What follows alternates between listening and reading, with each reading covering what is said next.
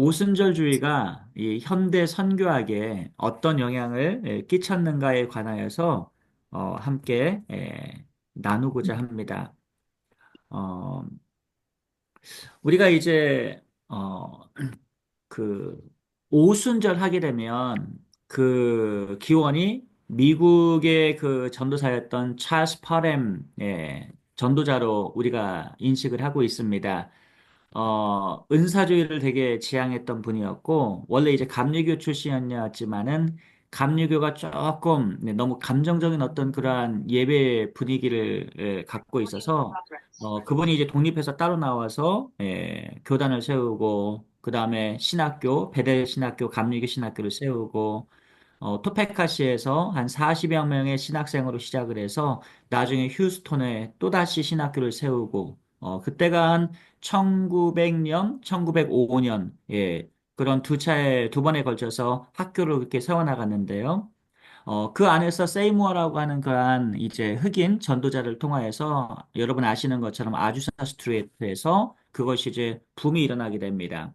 거기에서 매일같이 모여서 기도하고 또 설교하고 그것이 한 주만 끝날 줄 알았는데 한 달이 다도 계속되고 1년이 돼도 계속되고 그것이 무려 7년 동안이나 아주사 스트리트에서 그러한 부흥회가 연이어서 계속 하루도 빠짐없이 이어지게 됩니다. 놀라운 사건이었죠. 그로 인하여서 그 아주사 스트레이트에 있었던 어떤 그런 부흥의 물결이 아프리카로 또 아시아로 전 세계로 흘러가는 어떤 그런 통로 역할을 했던 그런 역사적인 사건이 있었습니다.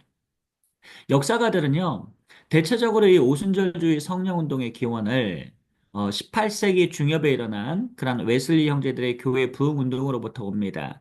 그리고 이러한 웨슬리 형제들의 그러한 메소디스트의 그 철치에 대한 어떤 그런 교리적 입장이 성화 이후에도 그 이후에 특별한 어떤 그런 성령의 체험이 있다라는 것을 많이 강조하지 않았습니까? 존 웨슬리가. 그러한 부분이 사실 퍼렘에게 연결이 되었던 것이고, 그리고 이 퍼렘 이후에 이 펜타코스탈리즘, 그 펜타코스탈 철치에서 세컨 블레싱이라고 하는 그러한 제2차 성령 세례에 관한 그러한 교리가 이제 생성이 되게 된 것입니다. 존 웨슬리는요, 자신의 어떤 극적인 올더 스케이트 스트리트에서의 경험을 The Second Blessing of Holy Spirit, 성령의 두 번째 축복으로 신학화를 했는데요. 웨슬리는 이것을 사역을 위한 어떤 초자연적인 능력을 기름 부음 받는 것과 그리고 거룩함의 완전성에 이르는 길로 규정을 하게 됩니다. 자, 찰스 파렘이죠. 그런 이제 그 존 웨슬리의 어떤 그러한 신학적 기조를 이어받아서 오순주의 직접적인 시발점이 바로 캔사스주의 토페카 베델 신학교에 있었던 찰스 파렘의 방언, 스피킹 인 텅 운동이 발생하게 됩니다. 여기서 제가 잠깐 이 방언에 대해서 한번 좀 생각해 볼 필요가 있는데요. 이분 같은 경우에는 좀 독특합니다. 이제 왜 독특하냐 하면 40명의 어떤 그러한 이제 그 베델 신학교의 학생들에게 이분이 원래 부흥 전도자였습니다. 한마디로 부흥 강사였죠.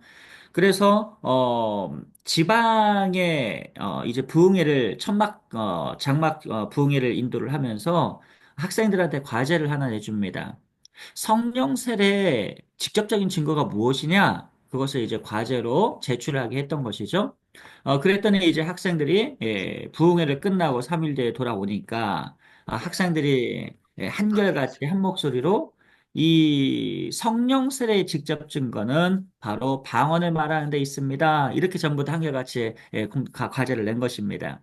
그래서 이제 찰스 파렘이 그럼 오늘날에도 이러한 방언이 나타나겠느냐 학생들한테 질문을 하니까 궁금했던 거죠. 그래서 이제 한 반에 모아놓고 학생들과 함께 여덟 아홉 명 정도 이렇게 방언을 주실 때까지 계속 기도를 하게 됩니다. 몇 시간이 지나고 네다섯 시간이 지나고 그렇게 오랜 시간이 지났을 때 갑자기 아주머라는 그러한 여학생에게서 알아들을 수 없는 이상한 그러한 소리로 방언이 터지기 시작을 합니다. 자, 그렇다면 우리는 한 가지 한번 생각해 봐야 됩니다. 어, 이 찰스 파렘이 원했던 것은 사도행전 2장에 나타난 만국방언에 대한 그러한 이해를 가지고 방언 운동을 한 것입니다. 왜냐하면 그가 이제 방언을 하고자 했던 이유는 성령께서 이 시대의 교회가 복음을 전도하고 선교를 하는 데 있어서 모든 사람들이 알아들을 수 있는 만국방언과 같은 그러한 방언을 크노스레리아 아니면 글로스레리아 이러한 일의 방언에 대해서 너무나도 사모했던 것이죠. 그래서 방언을 받아서 복음을 증거하면 우리가 굳이 외국어를 배우지 않아도 이 방언을 통하여서 얼마든지 예수 그리스도의 복음을 땅끝까지 증거할 수 있지 않겠는가. 여기에 대한 바람이 매우 컸던 것입니다. 그래서 이 잘 보니까 이 아즈마 학생이 보니까 인도 방언을 받은 것처럼 보이는 거예요. 그래서 인도로 파송을 합니다. 어떻게 됐을까요, 여러분? 예. 인도 사람이 야즈모 학생이 하는 이 방언 기도를 알아들었을까요? 못 알아들었을까요? 예, 알아듣습니다.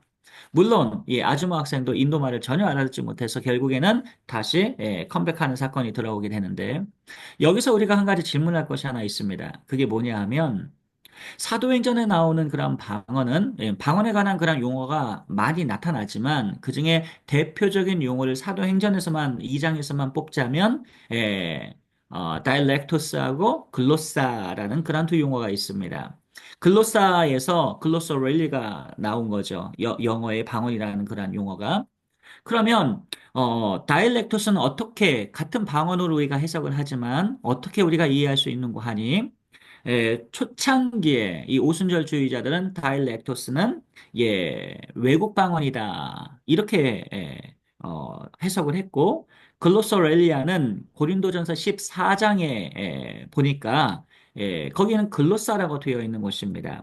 그 개인이 영적으로 깊게 들어가서 천사의 방언처럼 이렇게 하나님과 교통하는 그러한 방언을 이 글로사라고 이해를 했던 것이죠. 근데 그들의 주장이 깨지고 맙니다. 왜 깨졌느냐 하면 요한계시록에 보시게 되면 만국방언이 나옵니다. 그 만국방언이 이분들의 논리대로라면 주장대로라면 당연히 다일렉투스가 쓰여야 되는데 글루사로 쓰여져 있는 부분이 자주 나타나기 때문이었죠. 그래서 그분들이 그 말을 다시 번복을 하게 됩니다. 자, 그렇다면 우리는 한 가지 한 가지 생각해야 됩니다. 방언을 오늘날 현대교회에서 나타나는 방언, 오늘날 아주사 스트리트나 이러한 은사주의 운동 가운데에서 나타나는 그러한 방언이 과연 성경에 나타난 방언과 같은 신학적인 의미를 지녔겠는가라는 그러한 질문입니다. 이 부분에 대한 그러한 저의 답변은 여러분 사도행전을 보시게 되면 여러분 이 방언이 놀랍게도 유대인들만 있는 데에서 나타나게 됩니다. 이방인들이 있는 예를 들어서 사마리아 8장 같은 경우에 빌립 집사가 복음을 전하고 그리고 이방인들만 있는 데에서는 방언이 나타나질 않습니다. 하나님께서 방언을 허락하시지 않은 것이죠. 성령께서 허락하셔야 감동감아 주셔야 성령의 역사로 방언이 나오는 건데 그렇다면 왜 사도행전은 유대인이 있을 경우에는 방언이 터지고 그리고 왜 이 이방인들만 헬라인들만 있을 때에는 방언이 나오지 않았을까요? 거기에 대한 답변은 우리 고린도전서 14장 21절에 있습니다. 잠시만요. 제가 성경을 얼른 가져오겠습니다.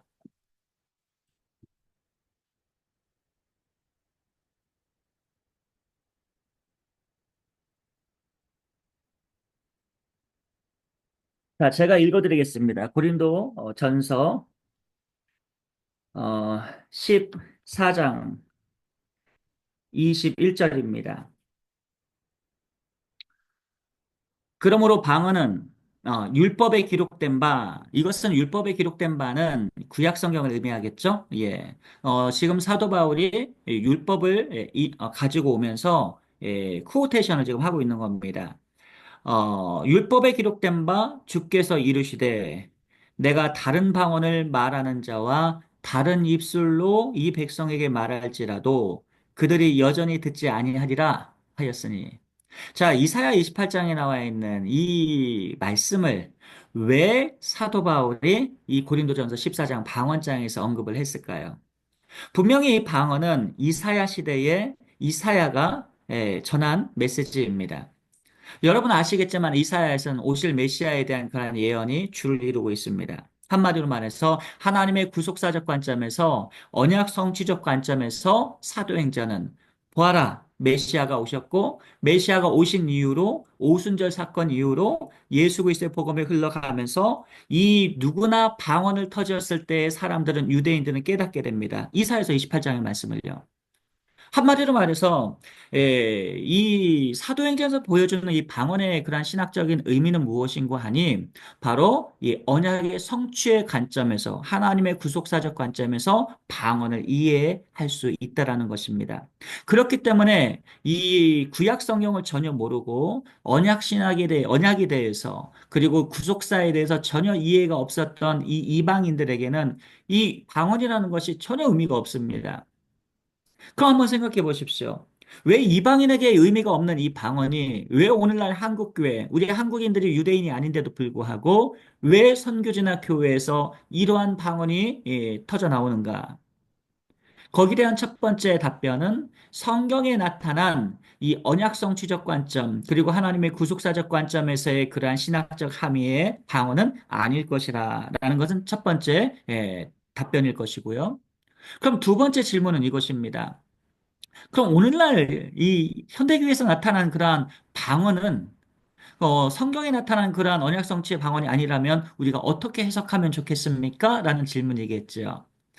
우리 교단에서도 이에 대한 답변이 좀 분분합니다. 그러나 한동안 팽팽했다가 오늘날 정리가 되었죠.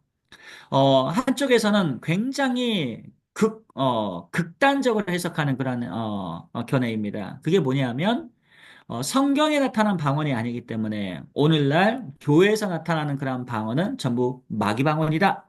이렇게 견해가 있습니다. 근데 저는 이 부분이 지나친 어떤 그런 이분법적이거나 이원화된 그러한 견해라고 저는 생각을 합니다. 왜냐하면 성경에 성경에 나타난 그런 방언이 아니기 때문에 언약성취적 방언이 아니기 때문에 마귀가 주었다라고 하는 그러한 답변은 논리적으로 성립이 되지 않습니다. 왜냐하면 어, 이 모든 세상의 것은 하나님의 것이고, 그리고 가장 결정적인 그런 답변이 뭐냐면, 여러분 아실 겁니다. 하나님의 성품에 관해서, 하나님의 인내하심에 나타나시면서 예수님께서 하신 말씀이, 누가 아무리 악인이라고 할지라도 그 자녀가 아르콘 떡을 달라고 하는데 누가 돌을 던져주며, 누가 생선을 달라는데 뱀을 던져주겠느냐? 하나님의 그러한 궁휼하심과 인애하심과 그 사랑, 하나님의 백성인 교회가 하나님의 사역을 감당하기 위해서 하나님께 은사를 달라고 기도를 하는데 거기다 대고 옛다 마귀방언 이런 하나님은 상상할 수가 없습니다. 굉장히 비성경적인 그런 관점이고 그리고 하나님의 인애하심과 성품, 하나님의 God's attribute, 그 하나님의 이 속성이 사랑이라는 것을 우리가 감안할 때에 그것을 우리가 믿을 때에 그것은 정말 어처구니 없는 대답이라고 저는 개인적으로 생각을 합니다. 그러면 이런 생각을 한번 해봐야죠. 그러면 마귀가 준 것도 아니고, 그렇다면 이 교회에서 나타나는 그러한, 방언을 우리가 어떻게 이해해야 될 것인가? 저는 이것을 좀 종교학적 관점에서 한번 좀 이해해 볼 필요도 있다라고 생각을 합니다.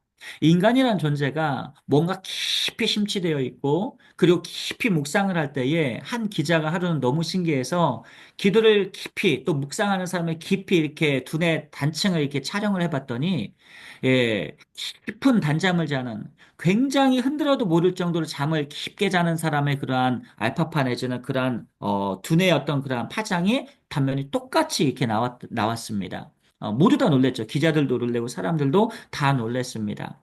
무엇을 얘기하는 거 하니 우리가 힌두교에서 보시게 되면 쿤달리라는 그러한 방언이 있고 그리고 승려들도 무건 수행을 하던 가운데로 갑자기 턱 터지는 경우가 있습니다.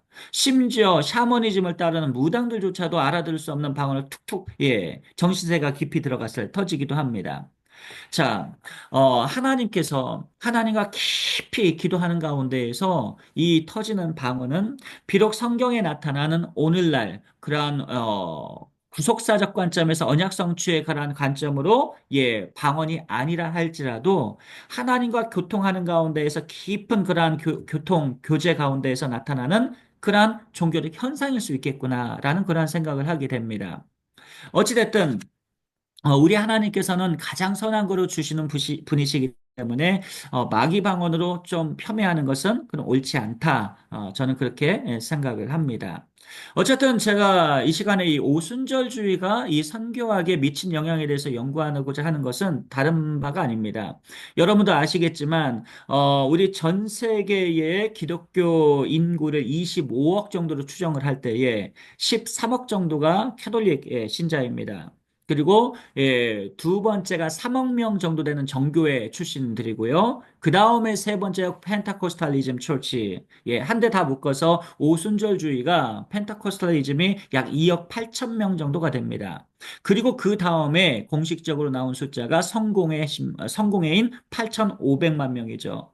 그 다음에 이제 좀 하나님의 오순절에서 하나님의 성회로 딱 띄어서 얘기하면 5,500만 정도가 하나님의 성회 그런 교단인데 우리가 생각해 봤을 때 그 정도로 이 오순절주의가 오늘날 선교계에 줄 수 있는 그런 여러 영향들이 있습니다. 복음 전도에 대한 영향도 있고 열정도 있고 그리고 또 한 가지는 우리가 복음을 전도하면서 우리가 좀 조심해야 할 우리가 선교를 하는 데 있어서 무엇이 성경의 가르침의 진정한 교훈인가 또 어떻게 선교하는 것이 하나님께서 성경을 통해서 우리에게 가르쳐 주신 그러한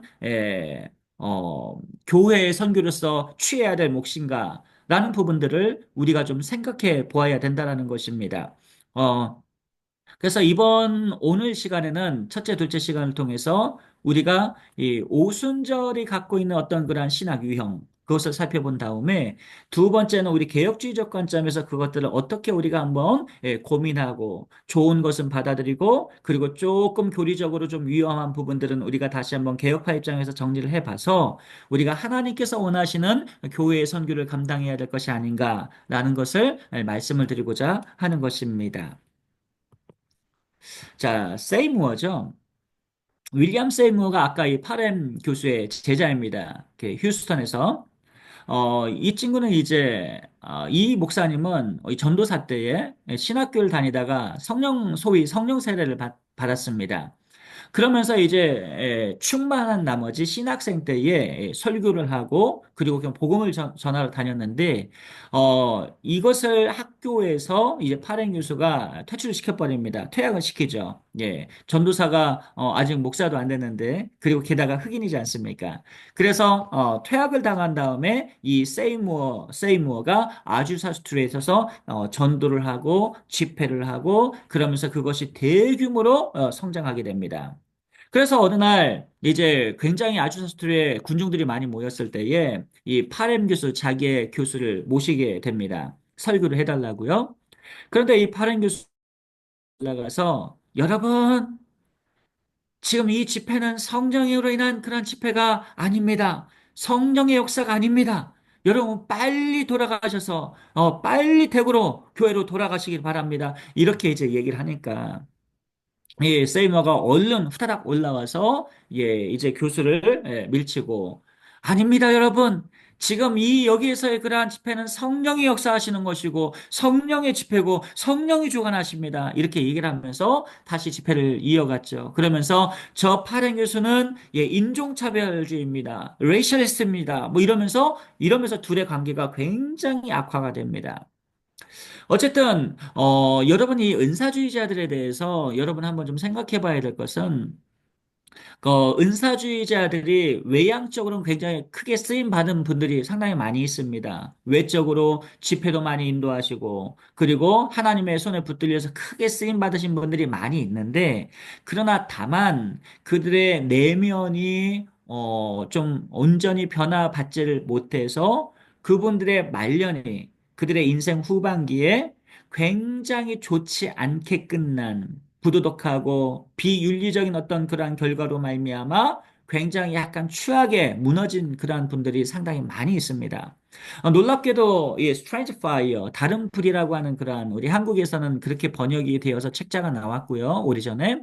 그리고 존 메가더 목사님이 쓴 이 Strange Fire라는 책이 있습니다. 여러분 시간 되시면 한번 읽어보시면 그 앞부분 3장 정도에서 보게 되면 그 은사주의자들을 그냥 얼마나 많이 다 좀 깜짝 놀랐습니다. 그분이 성경을 좀 많이 연구하는 줄 알았는데, 다른 사람들의 인생을 다 추적을 해가지고, 그 좋지 않았던 그러한 인생사들에 대해서 다 면밀하게, 제시를 합니다. 저도 깜짝 놀랐어요. 중요한 것은 하나님의 그러한 성령의 역사로 이 내면이 변화를 받고, 내면의 어떤 그러한, 경건한 열매가 맺혀져야 되는데, 외적인 어떤 그러한 은사를 지나치게 추구하면서 내적인 변화를 겪지 않았을 때 나타난 그러한 못한 그런 모습들, 안타까운 그런 모습들이 그 책 전반부에 적혀 있으니 관심 있는 분들은 한번 사서 읽어보셔도 될 것 같습니다. 자, 그래서 이 시간 우리가 한번 살펴볼 것은 뭐냐 하면 오순절주의 운동에는요, 크게 세 부류로 우리가 한번 일단 구분을 해보겠습니다. 첫 번째 이제 클래시컬한 어떤 그런 펜타코스탈리즘 무브먼트에 대해서 한번 살펴보겠습니다. 이 고전적인 이 오순절주의자들은요, 성령 세례를 중생과, 이제 또 성령 세례에 대한 어떤 그런 세컨 블레싱을, 사실은 이제 구분을 하게 되죠. 그래서 성령 세례의 그 첫 증거가 반드시 방언이다. 이렇게 이제 주장을 합니다. 방언을 말해야 된다. 이렇게 주장을 합니다.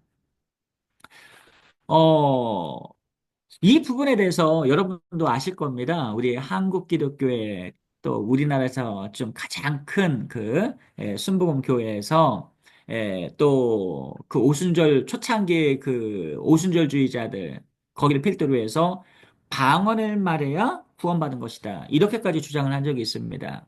그래서 우리 초창기에 굉장히 좀 충돌이 많이 일어났죠. 우리 개혁파 교회들과 함께. 그래서 지금은 그것을 철회한 상황이고요. 어, 사실 성령 세례 세컨 블레싱을 받고 방언을 말해야 구원의 증거다라고 이야기하는 것은 방언을 받지 못한 사람들은 구원받지 못한 것이다. 이렇게 돼버리잖아요. 말이 됩니까? 예. 우리가 고린도서에도 보게 되면 성령께서 감동감화하셔서 성령의 역사를 우리가 그리스도를 주라 시인하는데 그래서 믿음으로 말미암아 구원을 얻는 것인데 그러면 모든 종교개혁자들 그리고 로마서에는 구원론이 소테리알러지가 다 무너지고 붕괴가 돼버리고 맙니다. 그래서 그걸 가지고 이제 이단성에 대한 그런 시비로 이제 논의를 한 결과 그쪽에서 철회를 했었죠. 이 정도로 이것이 굉장히 한때는 심각한 이슈였다라는 것을 우리는 이해할 수가 있습니다. 자, 두 번째로 이 신오순절주의, 네오펜타코스탈리즘과 또는 이제 카리스마틱 무브먼트, 은사주의 운동의 두 번째 우리가 카테고리로 나눌 수가 있는데요. 이 신오순절주의의 특징은요, 고전적 오순절주의자들과는 조금 다릅니다.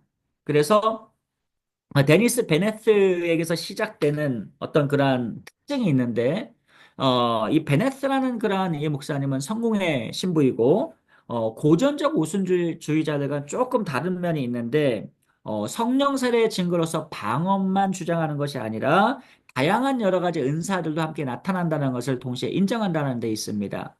그러니까 초창기는 무조건 글로소리야 방언 말해야 돼 이렇게 주장을 했다면 이제 하도 거세게 이제 이게 반격이 들어오니까 여기에 대한 이제 반박에 대한 대항으로 방언뿐만 아니라 여러 은사들이 나타난다 이렇게 이제 인정을 했던 것이죠.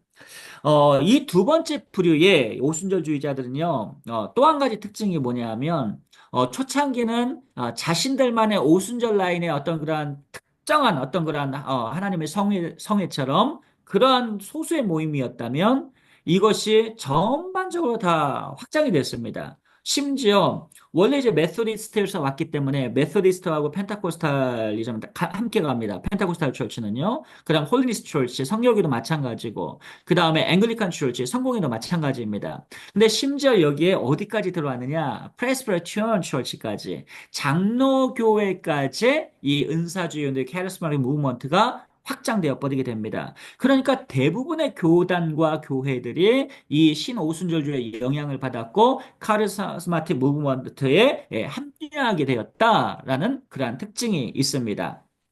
자, 여기서는요, 세컨 블레싱을 성령의 두 번째 축복으로서 중생과는 다른 체험으로 구분을 합니다. 한마디로 말해서 쉽게 이렇게 이해할 수 있는 것이죠. 우리가 개혁파의 입장에서 로마서 1장부터 3장까지의 그 소테리알라지의 구원론에 관한 그런 서정을 아이티어리를 보게 되면 하나님의 택정하심이 있습니다.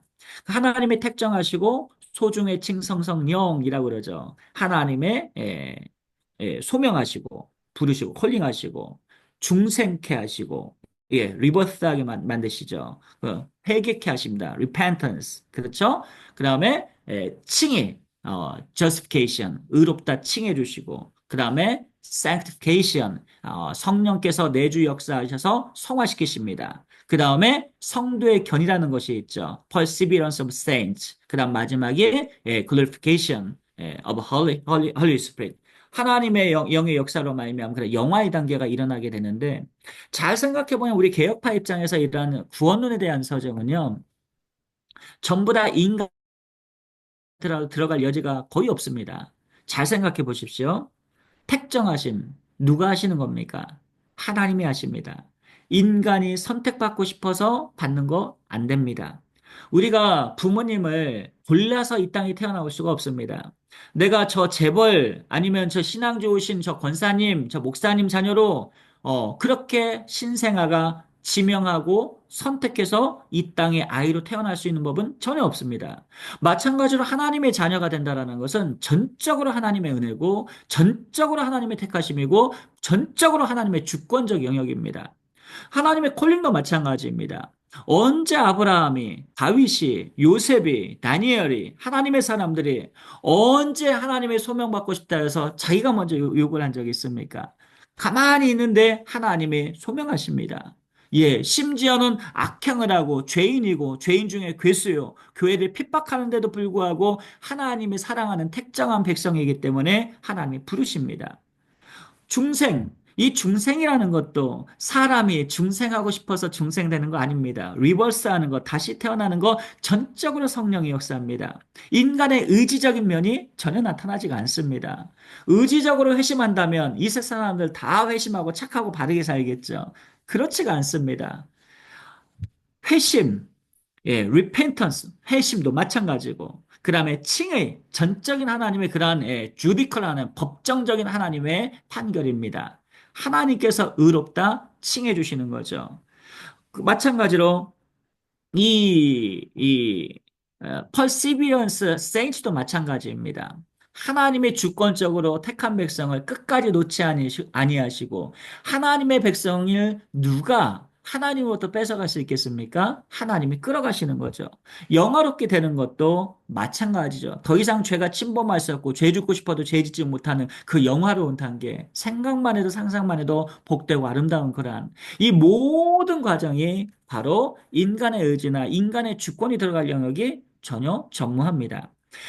그런데 우리 개혁파는 이 과정 속에서 성령께서 이 모든 것을 이루어 가시는데요. 한번 성령의 역사로 말미암아 이렇게 중생하고 회심하고 이렇게 구원의 역사가 구원받는 그러한 일들이 나타난다면 어, 이 메소디스트 처치의 존 웨슬리는 성령께서 일단 오셔서 인치셔서 감동감하셔서 구원을 받은 후에 성령의 체험을 강조를 합니다. 그러니까 이 퍼펙션을 되게 추구하거든요. 그런데 이 은사주의자들은 공통점이라고 한다면 이 처음에 구원을 위한 회심을 위한 성령을 첫 번째 단계로 보고 두 번째 어떤 인간의 체험이 있다는 것은 공통분모로 커먼 띵으로 우리가 여길 수 있지만 메소디스트 철치와 이 펜타코스탈 철치의 차이점은 뭐가 있느냐? 이 펜타코스탈 철치는 이것을 세컨 블레싱으로 여겨서 바로 사역을 위한 그런 두 번째 그러한 성령 세례로 지나치게 강조한다는데 좀 차이가 좀 있습니다. 자, 그렇다면 세 번째 카테고리를 한번 살펴볼게요. The third wave of the Holy Spirit입니다. 제3의 물결 운동이라고 하고요. 이 제3의 물결 운동은 여러분이 이제 한국연구재단에 들어가셔서 한번 제 배춘섭 제 이름을 치면 거기에 영적 전쟁이라고 쓴 어떤 그러한 논문 한 세 편 정도가 이제 등재지에 올라가 있을 것입니다. 저는 이제 석사 때 이제 남아공에서 이제 성경신학을, 신약학을 전공을 했는데, 신약학도, 예, 신약 안에 나타난 구약, 성경 인용을 제가 전공을 했습니다. 그러다 보니까 구약 성경과 그 다음에 septuagin트, 코이네를 왔다 갔다 공부하는, 그런 이제 재밌는 아주 흥미로운 그런, 공부를 하게 되었는데요. 이 피러 아그너가 굉장히 똑똑하신 분입니다. 예, 이 공대 박사 학위를 받으신 분이고, 그리고 헬라와 그 다음에 히브리어도 굉장히 능통하신 분이에요. 자, 이분 책을 보면서, 아, 정말 똑똑하신 분이구나, 라는 생각을 했습니다. 다만, 이 피러 와그너는요, 이 펜타코스탈리즘으로 저 삼위 물결을 주장하는 이쪽으로 가시게 된 계기가 있어요. 어떤 계기가 있냐면, 예, 풀러에서 이제, 원래 이분이 맥가브란 박사님의 수제자였거든요. 한국에서도 80년대에는 기도라는 그런 물결을 일으키셔서 한국교회 여러분 오셔서 또 집회도 인도하시고, 그런 분이셨습니다. 교회 성장학파였고, 그리고 맥가브란 박사가 굉장히 아끼는 수제자였고, 그래서 이제 풀러에서 이제 선교학 강의를 하시던 가운데에서 MC505 교실에서 이제 강의를 하고 계셨습니다. 거기 이제 선교사님들도 많이 오셨고, 신학생들이 많이, 거기에 계셨죠. 근데 이분이 강의 중에, 자기 목에 혹이 났었거든요. 예, 좀 심각했나 봅니다. 그래서 자기가 이제 혹이 났기 때문에 이 혹을 어떻게 했으면 좋겠느냐. 그러면서 이제 어, 뭐 기도를 좀 부탁한다. 이렇게 이제 기도 제목을 나눴어요. 우리 학생 어느 분들하고. 근데 이제 브레이크 타임 시간에 한 선교사님이 오셔가지고 아니 교수님 왜 그런 거 가지고 걱정하십니까? 하나님께 기도하면 하나님께서 깨끗하게 치유하시고 고쳐 주실 텐데 걱정하지 마십시오. 그러면 그러냐고. 그럼 저를 위해서 기도 좀 해달라고. 이분도 대단하신 거죠. 아니, 한국의 신학교 교수님 같았으면 좀 알겠습니다 하고 그냥 그냥 탁 차단을 했을지도 모르는데 이분이 그래도 그 마음에 좀 겸손하셨던 것 같아요. 예, 기도를 해주십시오. 그분이 선교사님이 목에다 대고 손을 얹고 기도를 했는데 놀랍게도 그 혹이 사라지게 됩니다. 여기서부터 피러 와그너가 자기의 모든 신학을 재점검하게 되죠. 그 기도에 쉬었던 분이 누구냐면 바로 음, 이따가 이제 좀 보여드리겠습니다. 사진을 좀 보여드릴 텐데 어, 여기 요 분입니다. 존 임보라는 그런 분이신데 어, 굉장히 이분입니다. 굉장히 소탈하게 생기셨어요. 아저씨 같이. 이분이 기도하고 나서 이 주어님보 선교사님 볼리비아 선교사님이시거든요. 이분은 확신을 갖고 기도했고 깨끗하게 나아버렸어요. 그런 상황 속에서 이, 이 피러 와거나가 그렇다면 지금까지 내가 배워왔던 신학, 지금까지 내가 모든 것을 다 바쳐서 했던 이 신학, 그 신학을 그분의 책의 서론에 이렇게 씁니다. 서구의 신학은 너무나도 계몽주의에 너무나도 지나친 영향을 많이 받아왔다. 그래서 너무 지나치게 이성적이고 지성적이기 때문에 하나님이 역사하시는 것에 대해서 너무나도 간과해 왔다.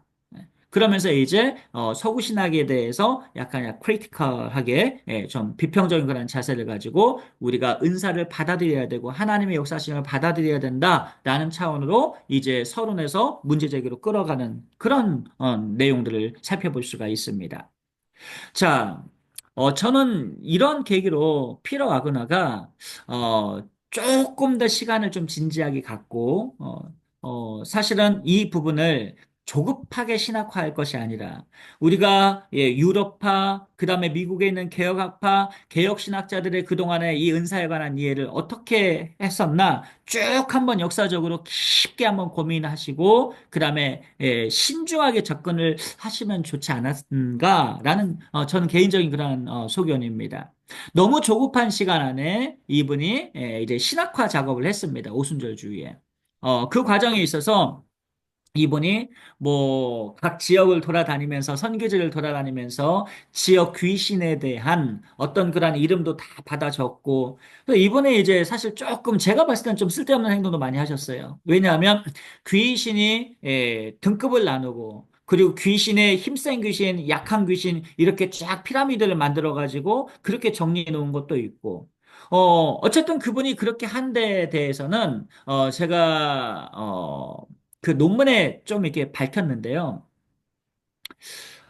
어, 일단 그 부분은 너무 말씀드리면 너무 길어지니까 제 나중에 논문을 한번 읽어보시고 참조를 하시면 좋겠습니다. 그리고 나중에 궁금하신 거 있으면 저한테 이메일로 주시면 제가 답변 드리도록 하고요. 다시 본론으로 들어보겠습니다. 피로 아그라는 신앙을 네 단계로 나눕니다. 첫 번째가 회심의 신앙이죠. 구원을 일으키는. 그 다음에 성결하게 하는 어떤 그러한 거룩하게 하는 신앙. 이거 두 번째. 자, 그럼 세 번째가 적극적 사고를 낳게 하는 그 신앙이 3단계입니다. 그리고 마지막이 제 4차원의 단계가 있는데 이 4차원의 단계가 바로 표적과 기적을 일으키는 그러한 신앙 단계다. 이렇게 주장을 해요. 자, 구원을 일으키는 신앙. 이건 같죠? 예. 하나님의 성령께서 오셔서, 리버스하게 하시고, 중생하게 하시고, 회심하시고. 자, 이런 회심을 일으키신 다음에 성령께서 클리니스, 깨끗함으로, 정결함으로, 이렇게 나아가게 하십니다. 근데 그 세 번째가 적극적 사고를 하는 신앙. 어디서 많이 들어보셨죠, 여러분? 조은교 목사님의 친구분이었고 수정교회 리버사이드에 그 담임 목회를 하셨었던 그 로버트 슐러 목사님. 저도 대학교 1학년 때 이분 책을 좀 많이 읽었던 것 같아요. 뭐 파지티브 띵킹에서 적극적 사고, 뭐 이런 긍정적인 사고, 뭐 이거 굉장히 강조하신 분 아니겠습니까? 예, 그 진취적이고 역동적이고 창의적이고 뭐 창조적으로 뭐 이렇게 생각하고 항상 긍정적으로 생각해서 그쪽으로 주도권을 가지고 나아가라. 그래서 적극적 사고에 대한 그런 책자들이 엄청 많이 쏟아져 나왔습니다. 한국에서도. 자, 그 다음 단계가 바로 표적과 기적을 일으키는 그런 4차원의 그런 단계가 있다라고 이렇게 주장을 하는데요. 과연 이러한 신앙을 네 단계로 나누는 것이 그리고 인간이 주도적으로 뭔가 표적과 기적을 일으킬 수 있다라고 하는 그러한 은사지향주의적인 그러한 것이 과연 우리 개혁파 입장에서 이것이 맞겠느냐? 저는 이렇게 생각합니다. 하나님께서 얼마든지 이 시대에도 표적과 기사를 일으키실 수 있다, 일으키신다라고 저는 개인적으로 믿습니다. 왜냐하면 우리가 선교지에 가면 말할 수 없는, 이해할 수 없는 놀라운 일들을 너무나도 자주 목격하기 때문이죠. 교회에서도 마찬가지고요. 하지만 이것을 인간이 자기가 원하는 때, 자기가 주도적으로, 자기의 재능처럼 얼마든지 은사로서 자기가 마음대로 표적과 기적을 일으킬 수 있다라고 하는 데에는 저는 반대입니다. 왜냐하면 잘 한번 생각해 보세요. 여러분 사도 바울이 그 육체의 가시가 있었잖아요. 그 사단의 가시, 육체의 가시가 있었는데 성경 신학자마다 이 가시가 이 가시가 뭐 말레리아다 아니면 안질이다 아니면 간질이다 뭐 이런 분이 주장하시는 분들이 있어요. 근데 잘 생각해 보세요. 이 세 가지는요, 복음 사역을 하는 데 있어서, 복음 전도, 이벤젤라이즈 하는 데 있어서, 프리스트 가스펠 하는 데 있어서 굉장히 약점이에요.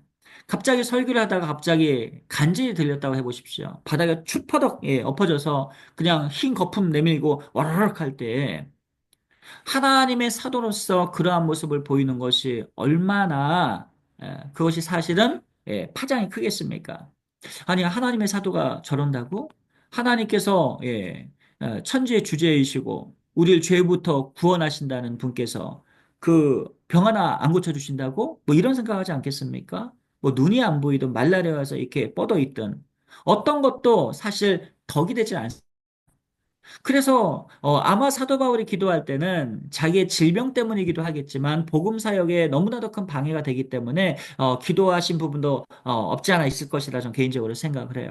간절하게 그 질병을 고쳐달라고 육체의 가시를 사단의 가시를 그 빼달라고 기도를 했는데 하나님의 응답은 My grace is sufficient for you. 내 은혜가 내게 족하도다. 한마디로 말해서 안 고쳐주신다는 거잖아요.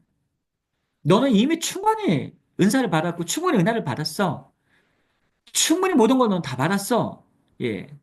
이 말씀을 하신 것인데 거기에서 이제 나오는 헬라어 중에 동사 가운데 에소데이라는 게 있어요. 에소데이. 그러니까 에소데라는 것은 사실 bestowed by God. 사실은 이 bestowed by라는 거거든요. given by. 주어졌다라는 그런 뜻입니다. 근데 이 주어졌다는 그 동사가 에소데의 동사가 우리는 기본적으로 다 사단이 줬다라고 인식을 하거든요. 그렇지가 않습니다. 헬라 원문을 보시고 오늘 주석책을 한번 찾아보시면 그 에소데의 이 given by의 bestowed by 바로 사단이 준 게 아니라 하나님이 주신 것입니다. 자, 그렇다면 하나님이 고쳐주시지 않으셨고 하나님이 그런 가시를 주셨어요. 자, 그럼 은사는 하나님이 주시는 것이고 하나님의 때에 하나님이 원하실 때 나오는 것이 은사입니다. 표적과 기사입니다. 우리 개혁파 입장은 얼마든지 그럴 수 있다. 사실 우리 개혁파 입장도 두 부류로 나눠요. 세세이션 파와 즉 완전히 중단됐다는 파, 웨스터민스터의 파와 그리고 유럽 쪽은 조금 열려 있어요. 근데 그 이유가 있습니다. 왜냐하면 유럽파 같은 경우에 아브라함 카이퍼나 그런 이제 하파드 같은 데서는 종교개혁 이후로 수백 년 동안 그 전쟁과 그다음에 세계 간의 전쟁을 경험했던 동네예요. 인문 철학자, 종교 철학자들, 신학 가운데에서도 자유주의자 신학자들 치열하게 싸우면서 몇백 년을 끌어왔습니다. 그러다 보니까 이 신학에 대해 얼마나 깊이 있고 어느 정도 여유가 있어요. 근데 미국이라는 동네는 이 여러분 아시겠지만 자유주의가 19세기 이후에 이제 넘어가면서 미국 신앙의 자유를 위해서 거기까지 가는데 이 자유주의 신학이 거기까지 쫓아간 겁니다. 예, 하버드 넘어갑니다. 예, 구 프리스턴 개혁파 있는데 넘어갑니다. 예, 그래서 메이션 그레이천이 웨스터민스터를 세우고 동료들과 함께 거기서 또 커버넌트와 또 이제 페이스 학교 이렇게 나오지 않습니까? 이러한 그 짧은 시간 내에 너무나도 급격한 그러한 세계관의 변화를 경험했기 때문에 저는 둘 다 이해를 합니다. 이따 다룰 것입니다. 예. 어쨌든 이런 상황 속에서 우리 성령의 제3의 물결의 이 피로 하나가 주장하고 있는 이 4차원 단계에 대한 신학이 이러한 신앙이 과연 정당한가? 우리가 한번 질문해 볼 것입니다. 자, 그 다음에 성령의 제3의 물결 운동은 성령 세례에 대한 입장은 다양하지만은 공통적인 것은 성령의 외적 은사로서의 표적과 기사를 강조하고 그것을 신학의 최고 단계인 4차원의 신앙으로 구분하고 있다라는 점 우리가 명시할 필요가 있습니다. 자, 오순절주의의 세 가지 물결로서 우리는 세 가지를 살펴봤습니다. 클래식, 그 다음에 charismatic movement, 그 다음에 the third wave holiness. 이 세 가지 카테고리를 우리가 살펴봤고, 이 세 가지의 어떤 그러한 펜타코스탈 처치, 펜타코스탈리즘이 지금 전 세계 개신교의 가장 첫 번째 큰 성장률을 차지하고 있다는 것, 우리가 이해해야 됩니다. 이것이 주는 함의가 있습니다. 이 펜타코스탈리즘의 장점은 이러한 동력을 성령의 어떤 그러한 역사하심의 은사의 운동을 굉장히 선교적으로 모든 데 쏟아 부어내고 있다는 것입니다. 이것은 우리 개혁교회에서도 굉장히 배워야 될 부분이고, 그리고 굉장히 강조해야 되고, 우리 매추 28에 대한, 마태복음 28장 18절과 20절에 관한 대위 임명에 대한, 그래, 예수 그리스도께서 교회에게 명하신 그러한 사명을 교회의 존재론적 관점에서 그리고 사역적 관점에서 깊이 이해하고 따라야 될 그러한 어떤 그러한 긍정적인 면이다라는 것을 우리는 오순절주의로부터 배울 수가 있습니다. 오순절주의자들이 이러한 성장과 확산을 오순절주의 성령론에 근거한 선교의 당위적 열매를 보고 그분들은 이 선교 신학화하고 있다는 점에서 굉장히 고무적이고 굉장히 격려할 만한 어떤 일이다라고 생각을 합니다. 자, 그렇다면 이번 과의 목표는 오순절주의 성령론이 구체적으로 어떻게 선교학에 영향을 미치고 있는지. 자, 이제 우리가 그걸 살펴볼 겁니다. 그리고 신학적으로 우리가 개혁주의적 관점에서 어떻게 평가를 할 수 있고 거기에 대한 신학적인 대안을 어떻게 논의해야 하는지 우리가 이 시간 한번 좀 더 생각해 보는 시간을 갖도록 하겠습니다. 자, 첫 번째로요. 오순절주의 성령론이 선교학에 미친 제 영향들에 관하여서 우선 살펴보겠습니다. 자, 성령의 두 번째 세컨 블레싱이 영적 은사를 부여하고 그리고 선교의 동력원이 된다라는 그러한 이론입니다. 자, 사진을 보시게 되면 토마스 홀드크래프트가 보입니다. 이 홀드크래프트는요, 이 성령 세례로 인한 힘의 수여가 사도들로 하여금 선교적인 사명을 가능케 했다, 이렇게 주장을 합니다. 고전적인 오순절주의자로서 여러분 가이드필드 그 다음에 나다니엘 벤 클리프 이 두 분은 성령 세례의 결과가 은사를 수여하고 증인이 될 수 있는 보다 위대한 능력을 부여한다라고 보는 것이죠. 그러니까 우리 오순절 주의자들은요. 무조건 성령 세례를 받아야 됩니다. 그래야 하나님의 일을 할 수 있고 그래야 성교적 사명을 감당할 수 있다라고 여기기 때문에 굉장히 이 부분을 성령의 이중적 사역을 굉장히 중시하는 측면에 있습니다. 그런데 저는 사실 그렇게 생각을 합니다. 그 넘어가서 한번 보시게 되면 로이드 존즈도 이 세컨 블레싱을 좀 오순절파와 비슷하게 주장을 하시거든요. 성령의 인치는 역사로서 성령 세례가 구원의 확신을 가져올 뿐만 아니라 증인될 수 있는 능력을 공급한다. 이렇게 진술을 합니다. 여기서 제기되는 그런 문제가 있어요.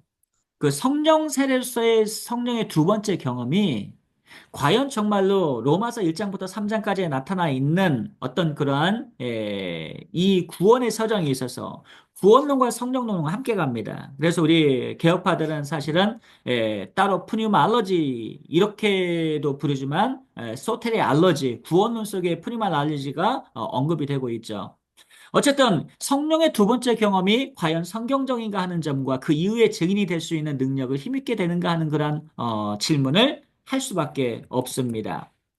자, 이런 점에서 봤을 때에 프레딕 데일 브루너하고 제임스 던은요. 먼저 브루너는 사도행전 1장 4절과 5절 말씀과 오순절 성령 강림의 사건을 오순절주의자들이 말하는 성령의 이중적 구조로 보질 않습니다. 네. 제임스 던과 마찬가지로 기독론적 측면에서 예수 그리스도로 말미암는 새 언약의 표징이고 새로운 존재의 시작으로 보는 것이죠. 한마디로 말해서 이 오순절 사건을 사실 단락을 구분하듯이 그렇게 디카토미하게 딱 단락지어져서 이분법화 시켜서 이해하지 않습니다. 컨티뉴어스리하게 연결해서 바로 새 언약의 표징, 즉 언약적 에서의 새로운 존재의 시작으로 보는 끊어지지 않고 이어지는 관점으로 보고 있다는 것이죠. 한마디로 성령의 이중적 구조로 보지 않는다는 것입니다. 자, 회심의 첫 관문으로서의 중생과 성령의 두 번째 사역으로서의 이 세컨 블레싱, 성령 세례를 구분하는 것은 따라서 우리 개혁파 입장에서는 비성경적으로 보고 있습니다. 의식적으로든 무의식적으로든 이 중생의 관문을 통과하는 것은 이 회심의 시작이고 그리고 성령 내재적인 그런 사건으로 이해할 수 있습니다. 오순절주의자들이 말하는 이러한 성령 세례는 성령 충만의 반복적인 사건 속에서 다양한 성령 충만의 양상으로 해석되어져야 되고 중생 자체가 우린 성령 세례의 시작으로 보는 것입니다. 한마디로 말해서 우린 이렇게 보는 거죠. 택정, 소중, 회. 그러니까 중생하고 회계 일단에서 성령께서 역사하시면 이것이 이미 하나님의 택정부터 쭉 이어져 오는 사건으로서 성령께서 하시는 사역이고 그리고 이미 성령께서 인치셔서 회심을 하게 됐다면 하나님께서 사역을 위해서 또 그 인치신 성령께서 이미 얼마든지 그 뒤에는 체험 나올 수 있고 그리고 각자마다 그 사람의 방식에 맞게 하나님의 때에 하나님의 방식으로 이렇게 우리는 이해를 하고 있죠. 그래서 이걸 분리를 하지 않습니다. 어, 이렇게 생각하면 쉬울 것 같아요. 우리가 삶을 살아가는 데 있어서도 때에 따라서 때에 따라서 삶의 태도나 반응이 바뀌지 않습니까? 이런 거죠. 우리가 부흥 집회나 어떤 그런 집회를 가면 굉장히 부르짖고 뜨겁고 열정적으로 우리가 하나님을 찾잖아요. 근데 만약에 그 집회가 끝났는데도 불구하고 그것이 그침이 없고 다시 원래 상태로 돌아오지 않는다면 어떻게 될까요? 그러한 심지어 엑스터치까지 막 경험했던 어떤 열광을 경험했던 그러한 분들이 끝나지 않고 일상생활에서도 그것이 연속된다면 그분 몇 년 못 살 겁니다. 아, 몇 년이 아니라 1년도 못 살 겁니다. 죽어요. 예. 하나님께서 그런 깊은 그런 감흥을 경험하게 하셨다면 다시 삶으로 돌아와서 하나님 말씀에 순종하고 하나님 품에 이렇게 살아가는 것이지 그런 것을 계속해서 고조화하고 그런 상태에서 계속 유지된다는 건 절대 불가능합니다. 절대 그렇게 살아갈 수가 없죠. 그런 차원에서 봤을 때에 우리가 성령 세컨 플래싱과 같은 그러한 고조된 어떤 그러한 성령의 체험을 할 수 있지만 그 상태로 계속해서 연이어서 아닙니다. 어, 한마디로 말해서 우리의 인생도 환경과 삶에 따라서 이렇게 변화를 찾아오듯이 우리의 신앙생활도 성령께서 늘 함께 하시면서 그런 성령의 체험을 주시는 것이지. 우리 교육파는 그렇게 인식을 합니다. 특별하게 무슨 사역을 위해서 회심과 관계없이 사역만을 위한 세컨 블레싱으로 따로 이렇게 받아야 이것이 구원의 징표가 되고 그것이 무엇인가 특별한 스페셜한 그래야만 뭔가 좀 이런 식으로 주장하지는 않는다라는 것이죠. 자, 아더 핑크스가 있습니다. 제가 좋아하는 세대주의 신학자이긴 한데, 이분이 책이 너무너무 재밌어요. 제가 대학교 1학년 때 이분 책을 좀 즐겨 읽었었는데, 특별히 이제 구약학에 대해서 굉장히 많은 책을 쓰셨죠. 그래서, Total Depravity, 전적 타락이라는 600페이지 정도로 아마 번역이 돼 있을 거예요. 한국에는요. 예, 서문강 우리 박사님께서 번역을 하신 책이었고, 그 다음에 출애굽기에 관해서도 이제 번역되어져 있는데, 굉장히 이번에 인사이트풀 하십니다. 책 내용 자체가. 그래서 아더 핑크는 성령의 사역을 중생을 포함한 어떤 연속적인 사역으로 내리성을 강조하고 구원의 확신과 인침의 표정, 증거의 능력 등을 논의를 합니다. 한마디로 말해서 연속된 사역으로 봤지 어떻게 구분된 분리된 사역으로 보지를 않았다는 것입니다. 세대주의마저도 연속적 사역으로 보셨다면, 그런데도 우순절주의자들이 구분된 사역으로 본다는 것은 굉장히 아이러니컬한 사건이다. 이렇게 저는 이제 이해를 할 수밖에 없는 거죠. 자, 제임스 피에커 이야기를 한번 들어보겠습니다. 자, 이분은요, 성령의 주된 사역을 성도를 거룩하게 함으로 보고, 칭의를 중시하는 어거스틴적 사실주의적 성결관과 예. 그다음에 이제 웨슬리안적인 어떤 경험적 성결관 이 둘 사이에 절충하는 그러한 성결관을 취했는데 그게 바로 캐수익적 성결관을 종합을 한 것입니다. 사실 우리 개혁파 입장에서는 이 사실주의적 성결관이죠. 왜냐하면 하나님이 주권을 보기 때문에 그렇습니다. 웨슬리안은 인간의 경험적 성결관을 되게 중시를 하죠. 그러니까 인간의 아래로부터의 경험적 성결관이냐, 체험적이고, 아니면 인간의 체험과는 관계없이 체험할 수도 있고 안 할 수도 있지만 하나님께서 주도적으로 주권을 가지고 사실주의로 성결케 하시느냐, 요 차이는 굉장히 큽니다. 근데 저는 사실 개혁파 입장이 훨씬 더 전 많이 다가옵니다. 만약 인간이 경험으로만 모든 걸 다 느낄 수 없고 첫 번째로요. 경험하지 못한 상태로서도 성령 역사하시지 않습니까? 우리가 하나님 일하시는 걸 어떻게 우리 경험으로 다 알 수가 있습니까? 우리가 의식할 수도 있지만 하나님의 은혜를 무의식적인 차원 상태 가운데서 하나님께서 내게 은혜를 주시고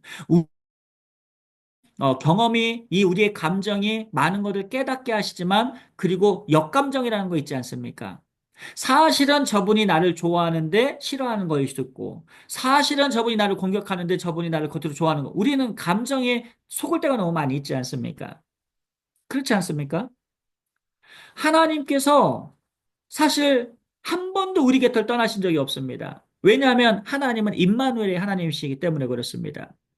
볼지어다 내가 세상 끝날까지 헤메라스 판타스타스 헤메라스 세상 모든 날까지 내가 너희와 함께하리라 하는 그런 예수님 말씀 한번 기억해 보십시오. 한 번도 하나님께서 우리를 떠나신 적이 없는데 우리는 고통스러울 때 고통을 느끼지 하나님의 임재를 느끼지 못할 때가 너무나도 많이 있습니다. 하나님 너무너무나 나를 사랑하시는데 내가 하나님이 나를 사랑하신다고 느끼고 인식하고 그것보다 훨씬 더 하나님은 우리를 사랑하시는데 그 사랑에 대해서 알고 있고 믿고 있지만 그럼에도 불구하고 우리의 감정이 전혀 따라가지 못합니다. 그런 차원에서 봤을 때는 우린 개혁파의 어거스틴적 사실주의적 선결관이 훨씬 더 성경신학적 관점으로 더 설득력이 있다라고 생각이 되어지는 거죠. 왜? 인간의 경험적 선결관은 사실은 느껴지는 것도 있지만 느끼지 못하거나 심지어 역행하는 그러한 감정도 얼마든지 존재할 수 있기 때문에 그렇습니다. 어쨌든 제임스 패커 입장에선 그리스도인의 삶 속에서의 성령의 역사로 말미암는 이 거룩한 삶의 실제적 열매를 바로 이 거룩한 삶이라는 실제적 열매를 중요하게 여기는 거죠. 이건 뭡니까? 바로 성령의 외향적이고 외견적이고 가견적인 어떤 그런 은사보다도 우리의 성령의 9가지 열매 아시죠, 여러분? 사랑과 희락과 화평과 오래 참음과 자비와 양성과 충성과 온유와 절제. 이 9가지의 신의 성품에 참여케 하는 예수님의 성품을 닮아가는 이것이 성령의 진정한 성령의 역사로 말미암은 그러한 열매에 이게 중요한 것이지라고 이야기하는 것이죠. 이런 측면에서 그는 은혜와 거룩함의 열매 없는 그 은사주의 운동을 경계하고요. 성령 세례가 아닌 성령으로 말미암는 진정한 부흥을 주장하는데 이 부흥의 의미를 바로 하나님의 존재한 의식, 하나님과의 교제 회복 등으로 이야기를 합니다. 사실 우리가 생각해 보게 되면 리바이벌리즘이 있고 리바이벌이 있습니다. 리바이벌은 그야말로 부흥이죠. 심령이 부흥하는 겁니다. 하나님을 만남으로 하나님의 임재하심으로 성령의 내재 역사하심으로 말미암아 감동감화로 부흥이 일어나는 것이죠. 그러나 리바이벌은 전적으로 하나님의 주도권 안에 있는 것이고 리바이벌리즘 부흥주의는 이러한 부흥을 위해서 인간이 추구하는 부흥주의를 말합니다. 그러니까 이거 사실은 하나님이 주도하시는 것이 아니라 인간이 주도하는 면이라고 볼 수가 있어요. 아까 성결관계도 마찬가지입니다. 성결에 대한 이해도 사실주의적 성결, 하나님께서 깨끗게 하시는 것이지. 그쵸? 예. 인간이 갖고 있는 경험적 성결관, 차이가 큰 거죠. 그런 차원에서 진정한, 부흥이 뭐냐라고 했을 때에, 하나님이 주도권 하자, 하나님의 God sovereignty에 관, 하나님의 주권 가운데 있는 그 안에 있는 존재의식과 교제와 회복이다라고 말한 패커의 그러한 견해는 저는 온당하다라고 저는 개인적으로 생각합니다. 자, 이제 아브라함 카이퍼 이야기를 좀 들어봐야 되겠죠?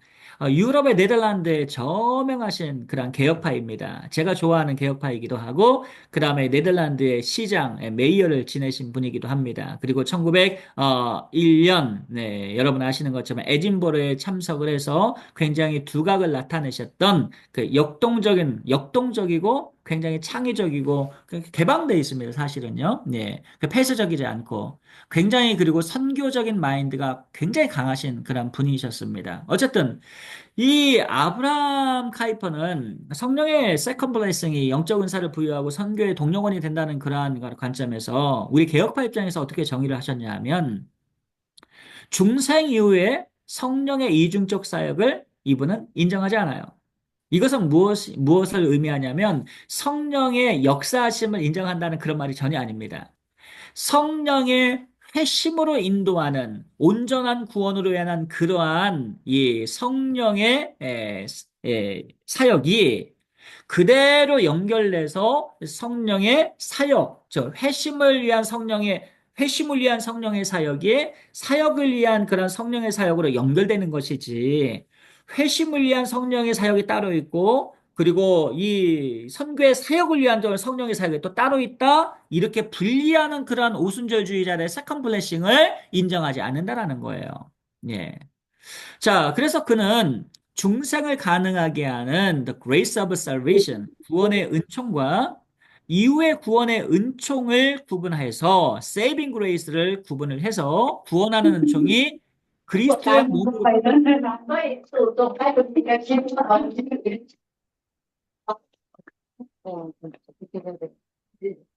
그리스도의 몸으로의 교회에 작용하여 소리 좀 꺼주시길 바라겠습니다. 네. 영적 은사들을 수유한다고 진술을 합니다. 자, 이런 측면에서 성령의 역사는 오순절의 단위적 사건 속에서 신약교회를 탄생시켰고, 또 교회에 강림하셨고, 개인의 중생과 성화타로서 영적 은사들을 부여하여서 교회의 성교적 사명을 가능케 한다라고 주장을 했던 것입니다. 저는 이 카리스마타라는 의미가 참 재미있는 것 같아요. 왜 흥미롭냐면, 여러분 이 카리스마타, 이게 한마디로 말해서 기프트잖아요. 선물. 이 선물은 여러분 내가 강권해서 졸라서 이렇게 졸라 막 예. 뭐 어린 아이가 아빠한테 엄마한테는 조를 수 있죠. 예. 아빠 사주세요. 이거 해주세요. 이럴 수 있죠. 그래서 선물 받을 수는 있죠. 하지만 진짜 선물의 의미는 주는 이가 기뻐서 주는 것이 그것이 선물의 의미죠. 그러니까 예, 은사도 마찬가지죠. 카리스마타도 하나님께서 기뻐하셔서 그의 자녀에게 그의 백성에게 하나님 나라의 일을 위하여서 사역을 위하여서 주시는 것이 은사 아니겠습니까? 그런 점에서 첫 번째, 은사를 구하는 자는요, 선물을, 예, 자기가 먼저 딱 정해놓고 구하는 거, 그게 사실은 약간 좀 생각해볼 문제가 있어요. 왜냐하면 우리의 캐릭터와 특성, 우리의 성향 가장 잘 아시는 분이 하나님이시기 때문에 하나님은 그 사람에 맞게 은사를 주시잖아요. 그러니까 우리에게 맞게 성품에 맞게 성격도 주셨고 능력도 주셨고 다 그런 것들을 주셨다면 그 인격과 성품과 능력에 따른 하나님께서 구별된 은사를 주시는 게 너무 당연하거든요. 그래서 다윗이 사울의 갑옷을 입지 않은 것입니다. 근데 우리는 자꾸 사울의 갑옷이 좋아 보이면 전부 다 사울의 갑옷만 구해요. 이러한 은사에 대한 추구가 굉장히 우리가 교회론적 관점에서, 공동체적 관점에서도 또 하나님의 어떤 구속적 관점에서, 주권 관점에서도 이 은사에 대한, 은사를 구하는 자 입장에서 한번 필요가 있고요. 자, 그래, 이 은사라는 것이 아까도 말씀드렸지만 저는 이 외견적 은사가 소위 쉽게 말해서 아까 제4차원 신앙을 주장했던 그러한 피터 와그너가 모두가 다 이 4차원 신앙을 마지막 단계 쪽으로 추구해야 된다라고 주장을 하는데 특별히 극단적인 오순절주의자라고 말할 수 있습니다. 제3의 물결 정도 되면. 그럼 그것이 과연 하나님의 구속적 관점에서 봤을 때, 성경신학적 관점에서 봤을 때에 하나님께서 모두 다 그런 신자들이 그런 걸 추구하기를 정말 바라고 계실까라는 것을 우리는 성경신학적 관점에서 생각해 봐야 되는 것이죠. 자, 이런 점에서 봤을 때, sign과 wonders, miracles, 이런 기적들이 과연 하나님의 구속 행위에 있어서 하나님의 구원 역사에 있어서 어떤 역할을 해왔는가? 이 기적에 대해서 우리가 한번 좀 성경신학적 관점에서 생각해 볼 필요가 있다고 생각을 해요. 답부터 말씀드리면 기적 자체가 구원을 일으키지는 않습니다. 음. 자, 성경을 한번 보십시오. 성경의 창세기부터 계시록까지 외견적 기적을 통한 구원, 그 외견적 기적을 통해서 구원을 받은 그러한 경우가 단 한 번이라도 있습니까? 결코 없습니다. 구원은 하나님을 믿음으로 인하여서 우리가 구원을 얻는 것이지, 믿음 외에 다른 기적 자체, 그 이니세프 그 자체로 인하여서 사람을 강제로 믿게 하는 방법은 없습니다. 그랬더라면 왜 우리 성경 시대에 세 시기가 가장 기적이 많았거든요. 구약 시대, 출애굽 시대, 예, 뭐 그냥 매일마다 기적이 일어나게 되죠. 예, 가나안 들어갈 때까지 출애굽부터 그죠? 예. 두 번째 시대, 선지자 시대, 엘리야, 엘리사 얼마나 많은 분들이 좋아합니까? 예, 기적과 표적이 일어나는 시대. 세 번째 시대, 예수님 사도 시대입니다. 얼마나 기적이 많이 일어납니까? 자, 이 세 시대가 가장 기적이 많이 일어난 시대였어요. 공통점이 있죠, 근데. 어떤 공통점이에요? 이 세 시대, 기적이 많이 일어난 시대에 공통점이 있어요. 어떤 시대일까요? 이 공통점은 하나님 말씀을 무지하게 안 듣는 시대입니다. 하나님 택한 백성들이. 하나님 말씀에서 많이 떨어져 있는 시대죠. 하나님을 우상 숭배하듯이 믿었던 그런 시대입니다. 이 세 시대가 그래요. 정말 기적이 많이 일어났어요. 그래서 하나님 말씀이 들어오고 말씀을 믿도록 말씀으로 이끌었던 거죠. 기적을 통해서. 그렇지만 보십시오. 불택자였던 바로 같은 경우에는요. 하나님 말씀 기적을 본 다음에 어떻습니까? 그 순간 마음이 녹아져서 예, 하나님을 그 앞에서 뭐 다시 강박해지죠. 그 기적을 보고 나서도. 순간 얼고 마음이 그냥 녹아져서 예, 보내줄 것처럼 하다가 다시 강팍해지고 예. 그 하나님의 택정하지 않은 그 하나님께서 택정하지 않은 사람은 사실 구원이 일어나지 않습니다. 그러면 하나님의 택정하신 이스라엘 백성 한번 보겠습니다. 이들도 기적을 그렇게 많이 경험을 했는데 여러분 아시다시피 이분들이 예, 하나님께 예, 말씀으로 온전히 돌아오질 않죠. 끈떡하면 시나이 산에서 잠깐 모세가 율법 받으러 간 사이에 예, 기도하러 간 사이에 예, 금을 녹여가지고 예, 이것이 이게 애굽에서 우리를 인도한 여호와니라 이런 이야기는 하고 있고요. 엘리야 엘리사 시대도 마찬가지입니다. 얼마나 사람들이 마음이 강팍하고 하나님 말씀에서 떠나 네, 있었던지. 예, 그런가요?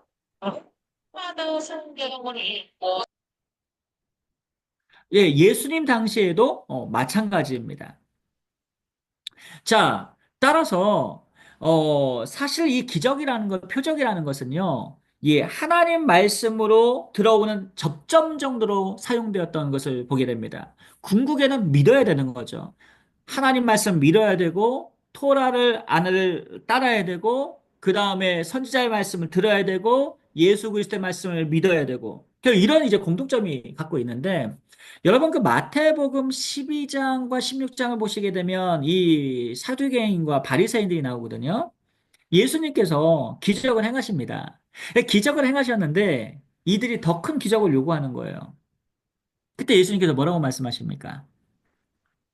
이 악하고 음란한 세대요. 내가 너에게 보일 기적은 이 요나의 그런 기적밖에 없다라고, 요나의 표적밖에 없다라고 말씀을 하시죠. 이게 메타포죠. 예, 예수님께서 이제 3일 동안 예, 죽으시고 부활하실 것을 예, 그들에게 이제 메타포로 비유로 말씀을 하신 건데 예수님은 알고 계시지만 그들은 전혀 이해하지 못했을 것입니다. 자, 이와 같이 기적을 하나를 경험하게 되면 인간이라는 존재는요, 내가 믿을 생각이 없다면 더 큰 기적만을 바랄 뿐입니다. 더 큰 기적 나온다고 그들이 믿겠습니까? 그렇지 않습니다. 기적은 딱 기적 역할만 할 뿐이죠. 중요한 것은 영적 은사의 외견적 은사도 마찬가지입니다. 외견적 은사를 통해서 큰 기적을 통해서 그 기적을 추구하는 세대는 딱 그때까지입니다. 기적을 통해서 하나님과의 관계가 회복되는 것이 아니라 회심하고 그리고 이 내면적 성품이 변하고 성령의 그러한 내면적인 어떤 그러한 은사가 사실 중요하지. 가장 중요한 것이지. 외적 은사에 너무 치중하는 것은 그것은 사실은 하나님의 행하시는 것이고 첫 번째는요. 하나님의 주권하에 있는 것이고 하나님의 백성을 구원하시기 위해서 접점을 하나님이 사용하신 건데 그것은 하나님의 계획하심 섭리 가운데서 두어야 될 영역이다. 이렇게 우리는 생각해 볼 수가 있습니다. 자, 또 한 가지 제가 이 부분에서 제가 말씀드리고 싶은 것은 마태복음 7장인가요? 네. 여러분 나더러 주여 주여 하는 자마다 예. 거기에서 예수님 굉장히 열정적인 신앙을 가지고 있는 그러한 분이 있습니다. 예. 보통 우리가 관계가 좋으면요. 두 번씩이나 부르지 않습니다, 여러분. 예. 뭔가 관계가 떨어져 있다고 생각하니까 계속 주여 주여 하는 거예요. 진짜 주님하고 함께하는 사람은요. 예수님, 저 왔어요. 예. 예수님, 관계 속에서 나타나는 거죠, 호칭도. 멀리 있다고 생각하니까 주여 주여 예. 그렇게 열정적을 가지고 있는 예, 주요 주요파가 주의 이름으로 귀신도 쫓아내고 외견적인 은사입니다. 주의 이름으로 말씀도 전했습니다. 주의 이름으로 놀라운 일을 행했습니다. 근데 그분의 인생이 어떻게 됩니까? 예수님께서 나는 너를 모른다라고 말씀하시는 거죠. 그러니까 얼마든지 예수님과의 그런 관계 없이도 이런 외적인 은사, 외형적 그런 은사를 가지고 사역을 할 수 있다는 걸 정확하게 보여주는 그런 본문입니다. 그렇다면 우리가 생각해 볼 부분에 있어서 과연 우리가 이제 이 교회의 어떤 그런 열심과 열정에 대해서는 이러한 외형적인 어떤 은사가 필요한 거 사실입니다. 하지만 이 부분 우리가 하나님의 주권 가운데 우리가 열어드려야 되고 우리가 충성하면서 열심을 갖고 사역을 할 때에 이런 일들이 나타날 수 있다. 이렇게 우리가 정리를 해야 되는 것이 맞고요.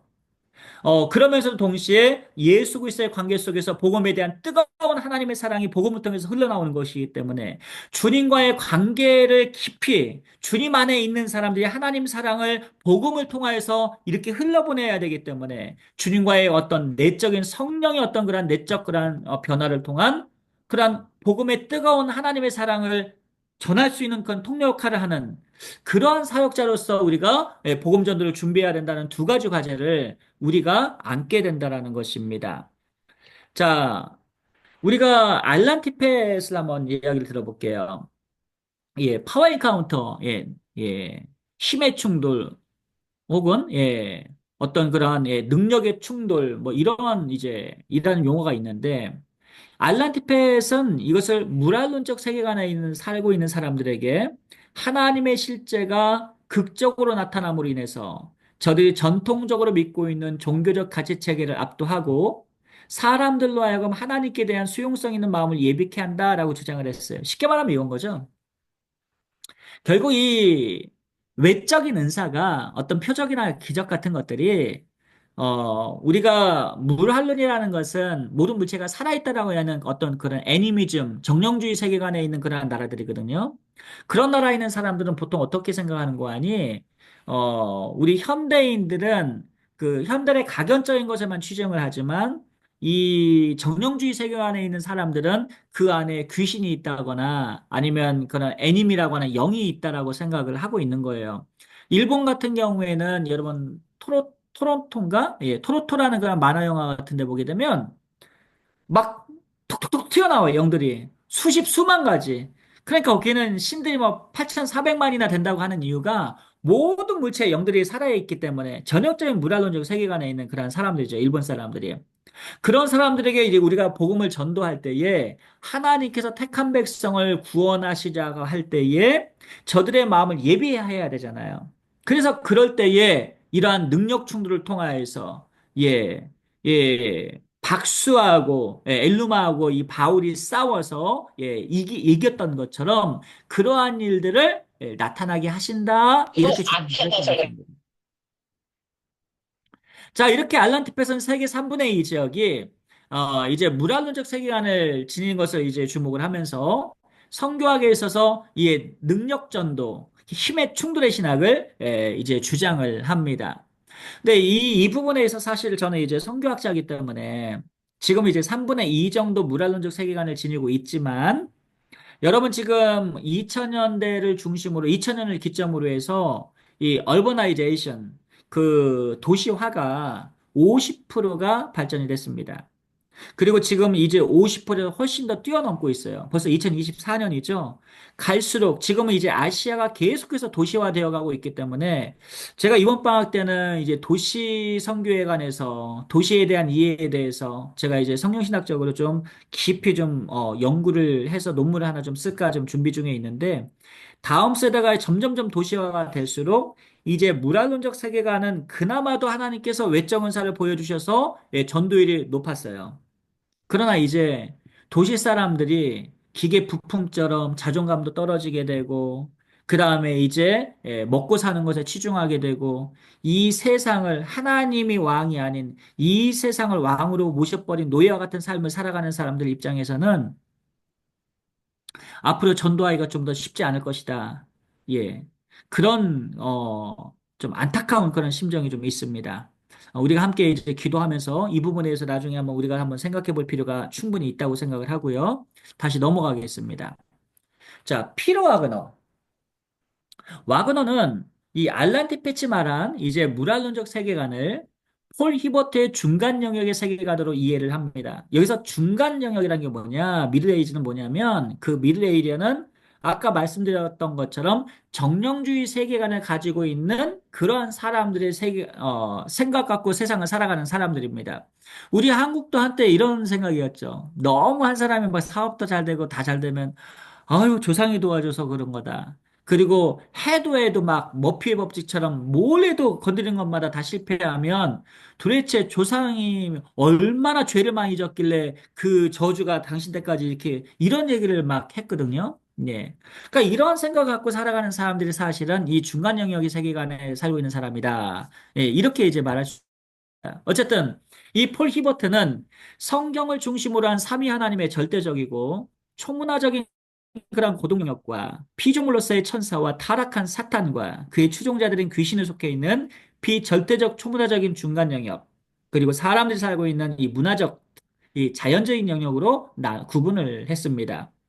그런 중간 영역에 살고 있는 사람들은 초자연적인 그런 존재인 귀신의 실제를 믿고 있고 그 초문화와 문화 영역이 구분이 안 되는 삶을 살고 있다라고 주장을 합니다. 자, 와그너는요, 이런 중간 영역의 세계관이 압도적인 세계 3분의 2 지역에서 아까 말씀드렸던 파워 인카운터, 예, 어떤 힘의 충돌이 자주 일어난다고 말합니다. 그런 하나님의 능력의 현현을 이 성령의 외적 은사로서 예, 표적과 그리고 기사로 이렇게 해석을 하는데 이런 점에서 와그너는 성령의 외적인 은사를 인정하고 적극 주장하는 오순절주의 계통의 교회들이 세계 3분의 2 지역에서 급성장하는 요인이 되고 있다라고 말합니다. 이 부분은 예, 저도 어느 정도 인정을 합니다. 예, 왜냐하면 제가 이제 제 논문에도 밝혔지만 우리가 이제 좀 배워야 될 점이 뭐냐면 오순절주의 교회들은요, 일단 은사론에 대한 입장은 좀 성령론의 입장은 우리 개혁파와 조금 다르기는 하지만 이걸 가지고 어쨌든 선교적으로 예수님 명하신 이 복음 전도 명령에 올인하려고 하는 게 있어요. 전 이거 하나님 기뻐하신다고 봅니다. 부족하지만 부족한 것 가지고 예 뭔가 성경신학적으로 봤을 때 뭔가 조금 그런 문제 있지만 그치만 사실 이 부분 우리가 좀 잡아줘야 될 필요가 있죠. 우리가 하나님의 말씀을 바르게 전하고 그치만 이 선교적인 그런 마인드 이런 부분에 있어서 예수 그리스도가 자꾸 알려지는 가운데에서 급성장할 수밖에 없는 그런 구조다. 제가 이번에 남아공을 다녀왔거든요. 지금 9분 남았으니까 30분까지 이 이야기하고 제가 좀 브레이크 타임을 갖도록 할게요. 그, 여러분 그 좀, 제 화면 좀 켜도 될까요? PPT에서 이제?